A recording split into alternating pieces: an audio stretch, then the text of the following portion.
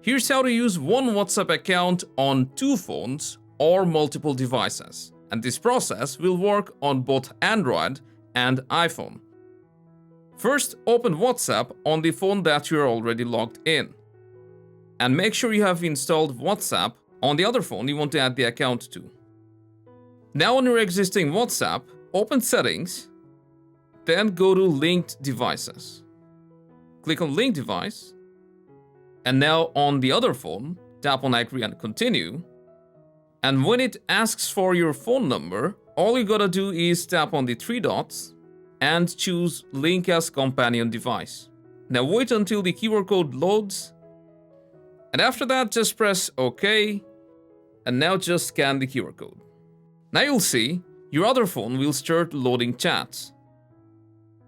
And you can see it will appear under Linked Devices on the existing WhatsApp.